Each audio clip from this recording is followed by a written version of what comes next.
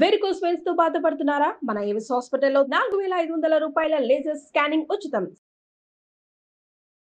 Suman TV ప్రేక్షకులకు నమస్కారం. మనతో పాటు ఉన్నారు ప్రముఖ జ్యోతిషులు డాక్టర్ ప్రదీప్ జోషి గారు. వారితో మాట్లాడదాం. గురువు గారు నమస్కారం. శ్రీమాత్రే నమః. గురుగారు, ఈ కార్తీక మాసంలో దీపదానం యొక్క విశిష్టత? ఓన్లీ ఈ కార్తీక మాసమే కాదు, ఏ కార్తీక మాసమైనా దీపదానం చేయాల్సిందే. దీపదానము ఉసిరికాయ దీపదానం అంటారు, అవును గురు. ఆమలక దీపదానం అంటారు. ఆమలక దీపదానం అంటే ఒక ప్లేటు, ఆ ప్లేట్లో చక్కగా బియ్యం వేసి దానిపైన 5 ఉసిరికాయలు పెట్టాలి. 5 ఉసిరికాయలు పెట్టి దాని మీద నెయ్యితో పువ్వొత్తులు పెట్టి దీపాలు వెలిగించి అది బ్రాహ్మణుడికి దీపదానం చేయాలి. దాంట్లో ఒక గోల్డ్ కాయిన్ పెట్టి ఇవ్వాలి, 10 గ్రాముల గోల్డ్ పెట్టి ఇవ్వాలి. ఇస్తే మంచిది. ఇప్పుడు మీరు ఇవ్వలేకపోయినా పర్వాలేదు, కనీసం ఒక 500 రూపాయల నోట్ అయినా పెట్టైనా సరే అయ్యగారికి ఇవ్వండి. ఏం లేదండి, మా తాతలు ఇంకా 18వ తరంలో ఉన్నారు కదా, 18వ శతాబ్దంలో 500కే గోల్డ్ వచ్చేది కాబట్టి 500 ఇస్తామని కనీసం 1116 అయినా పెట్టి దీపదానం చేయండి.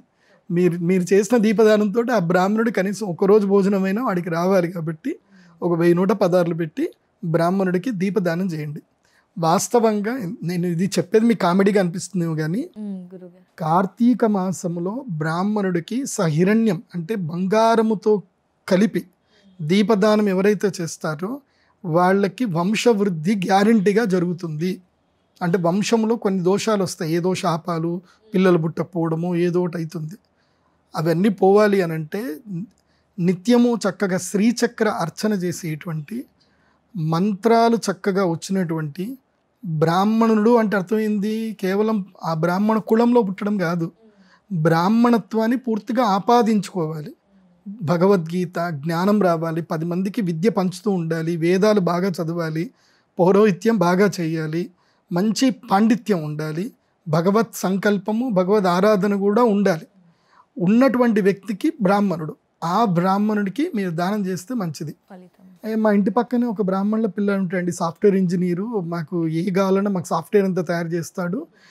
ఎట్లాగో మేము ఆయనకి సంవత్సరానికి ఏఎంసీ ఏదో 1,00,000 రూపాయలు ఇవ్వాల్సి వస్తుంది, అదే పిలిచి గోల్డ్ ఇచ్చేస్తే అయిపోతుంది కదా అనుకుంటే అలా కాదు. బ్రాహ్మణుడు సాఫ్ట్వేర్ ఇంజనీర్ అయితే ఇవ్వకూడదు. బ్రాహ్మణుడు బ్రాహ్మణత్వాన్ని పాటిస్తూ ఉంటేనే ఇవ్వాలి, ధర్మం పాటిస్తూ ఉండాలి, వేదఘోష చదవాలి ప్రతిరోజు. ఏదైనా ఒక సూక్తము, వేదఘోష, వేద పాండిత్యం అనేది ఉండాలి. అలాంటి బ్రాహ్మణుడుకు 1 తులం బంగారం అయితే ఇవ్వాలి. తులం లేకపోయినా కనీసం 1 గ్రాము బంగారమైనా ఆ బ్రాహ్మణుడికి ఏదో ఒక రూపంలో, అంటే ఉంగరం రూపంలోనూ ఏదో ఒక రూపంలో ఆ బ్రాహ్మణుడికి ఇవ్వాలి. ఇస్తే అనువంశిక శాపదోషాలు పోతాయి. దీపదానం ఒక్కటే కాదు, దీపముతో పాటు బంగారం లేదా వెండి పంచపాలను, లేకపోతే వెండి కుంకుమభరణం, ఏదో ఒకటి వెండి దానం చేయాలి.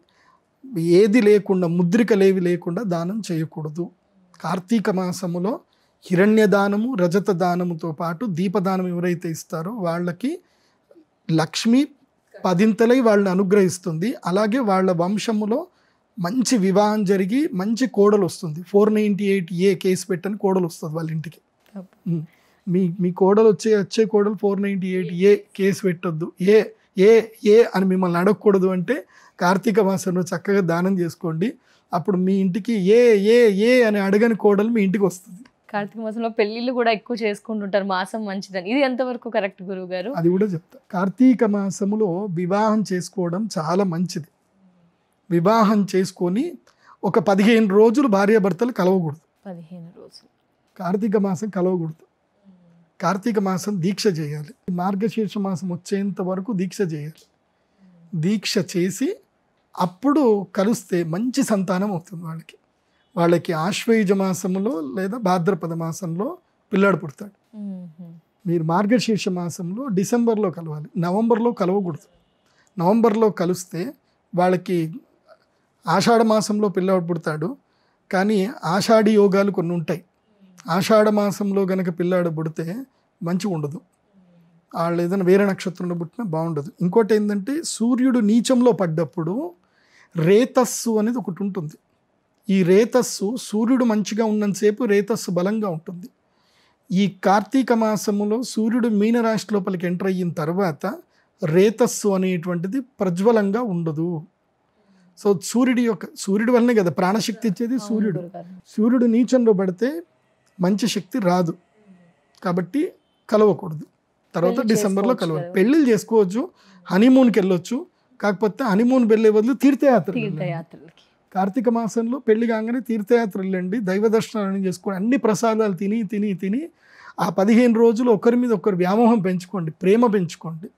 తర్వాత డిసెంబర్లో సూర్యుడు వృశ్చిక రాశిలోకి వచ్చినాక అప్పుడు గర్భాధానము, ముహూర్తాలు పెట్టుకోవడం, చేయడం, కార్యాలు పెట్టుకోవడం అప్పుడు చేసుకోండి. కార్తీక మాసంలో కార్యాలు పెట్టుకోకూడదు. పెట్టుకుంటే కష్టం, మంచిది కాదు. ఎందుకోసమంటే వీర్య శక్తి ఉండదు, అప్పుడు పడ్డ వీర్యం కూడా మంచి గర్భాన్ని ఇవ్వదు. అది. ధన్యవాదాలు గురువు గారు, విలువైన సమయాన్ని కేటాయించారు, చాలా విలువైన సమాచారం కూడా అందించారు. నమస్కారం గురుగారు, ధన్యవాదాలు. శ్రీమాత్రేనమః.